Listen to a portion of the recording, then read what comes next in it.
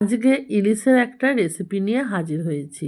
তোমরা অনেক রকমভাবেই ইলিশ তো খেয়েছো, একবার এই রকমভাবে বানিয়ে দেখো তো কেমন লাগে। তার জন্য প্রথমেই আমি এখানে হলুদ সর্ষেটা নিয়ে নিয়েছি, আর যে যেমন ঝাল পছন্দ করো সেই রকম বুঝে লঙ্কাটা এখানে নিয়ে নেবে।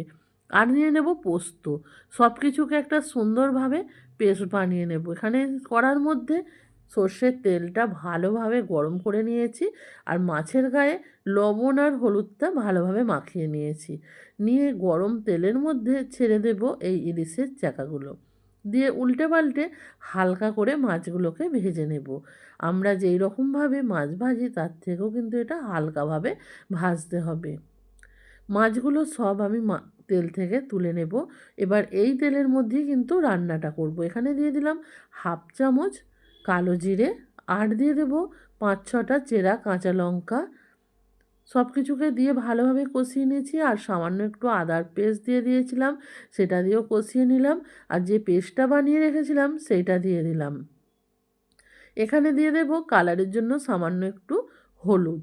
হলুদটা দিয়ে এবার এর মধ্যে দিয়ে দেব লবণ। সব কিছুকে ভালোভাবে কষিয়ে নেব। দেখবে মশলা থেকে সুন্দরভাবে একটা তেল ছেড়ে বেরিয়ে আসবে। তখন মিক্সি জারটা ধুয়ে পরিমাণ মতন জল দিয়ে দেব। গ্রেভিটা ভালোভাবে ফুটে উঠলে ভেজে রাখা মাছগুলো দিয়ে 2 মিনিট ফুটিয়ে নেব। এই মাছটা যত ফোটাবে তত কিন্তু ফ্লেভার সুন্দর আসবে। ওপর থেকে সর্ষের তেল ছেড়ে নামিয়ে নেব। রেডি হয়ে